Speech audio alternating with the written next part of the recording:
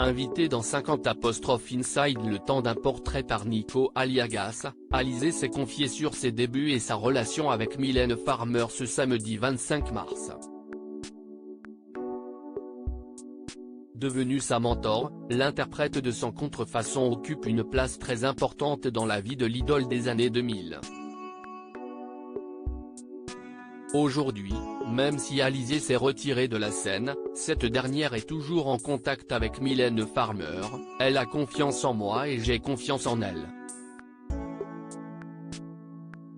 Je sais que si je l'appelle ou je lui envoie un message, elle est là. Quand je la rejoins dans sa maison en Corse, on parle de tout. J'ai de la chance qu'elle soit dans ma vie. Il faut dire que les deux chanteuses se connaissent depuis de nombreuses années. Alizée était âgée de seulement 16 ans lorsque Mylène Farmer l'a repérée à l'antenne de l'émission Graines de Star. Venue pour s'amuser, la jeune femme n'imaginait pas que sa carrière prendrait un tel tournant. Après son passage dans l'émission, la diva rousse et son compositeur Laurent Boutonnat la contactent et lui proposent d'enregistrer Moi. Lolita. Le titre sorti en 2000 propulsera Alizée au rang de star. Devenu un tube, le single s'écoulera à plus de 1,2 million d'exemplaires en France et près de 3 millions dans le monde. Une aubaine pour la jeune chanteuse qui a vu en son succès l'opportunité de prendre son envol. Supérieure à Louane, Alizée.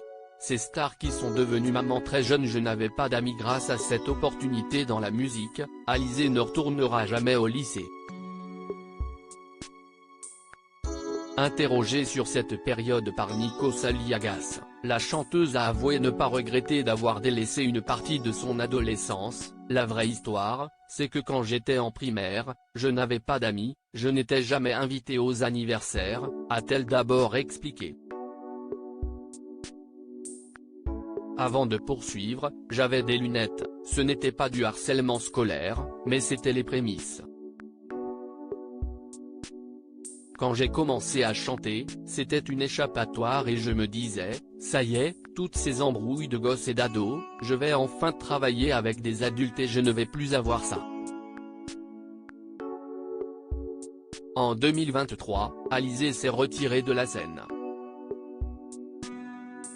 Elle mène désormais une vie paisible avec ses deux filles et son mari Grégoire Lyonnais en Corse, son lieu de naissance. Article écrit en collaboration avec 6 médias. Crédit photo, Nevspeak Sabaka.